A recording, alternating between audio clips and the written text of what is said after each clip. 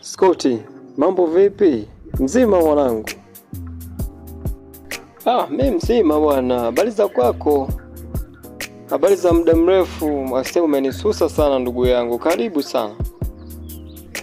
Ni kweli mwanangu, ni kitambo. Ila sema kuna majanga yalinipata hapa katikati kuhusu yule demu alinizingua. Yani nikabaki na stress nyingi, nikashindwa hata kuwatafuta nyie marafiki zangu angalau mje mnishauri kidogo. Unajua yule demu ameninyanyasa sana. Yani paka nilipofikia hapa namshukuru Mungu. Yani vinginevyo ingekuwa habari nyingine ise. Imekuwaje mwanangu demu wako Sofia? Amekufanya nini? Na mbona ulikuwa kimya bila kutushirikisha sisi tungekushauri jinsi ya kufanya? Na najua uliogopa kuwa yani hatutakuelewa kitu ambacho umekiamua au alichokifanyia, kwa sababu tulikusisitiza kabisa kuwa Sofia hakufai. Imekuwaje tena? Umeona? Sofia tulikuambia kabisa hakufai. Yani mwanangu wewe acha tu wewe. Yani mimi Sofia nilimfumania Sofia na mwanaume mwingine. Yani huwezi amini. Yani bora mtu huo unasimuliwa unaweza kaashumu, lakini kuona live hivi mwanangu mapenzi yanauma.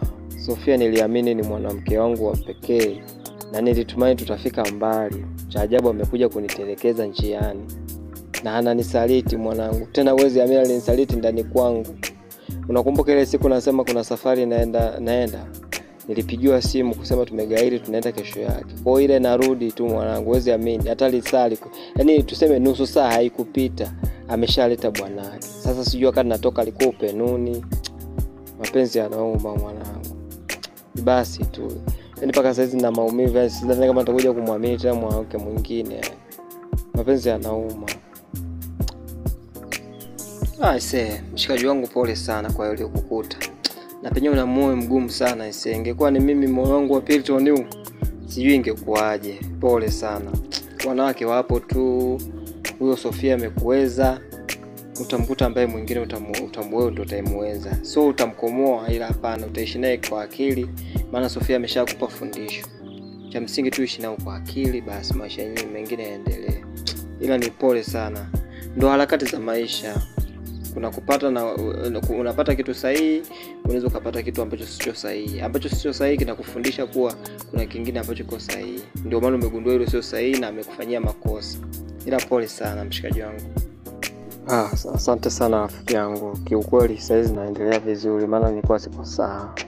Hata hivi natakiwa niwahi nikamalizie kazi za watu hapa katikati. Unajua ndio pitia nilikuwa nashindwa na kufanya kazi vizuri. Kwa acha niende nikamalizie kazi. Alafu baadaye nitakucheki tuongee vizuri, tubadilishane mawazo hapa na pale. Ila nashukuru kwa ushauri wako. Kila kitu kitakuwa sawa. Sawa rafiki yangu, mimi nashukuru. Alafu umefanya la maana sana kufanya yaishe. Jambo jema sana. Ilikuwa ni ngumu sana kwa upande wako, ila umepiga mwingi. Hongera na nenda kafanye kazi za watu kweli. Mambo yapo tu, mapenzi yapo na yatazidi kuwepo.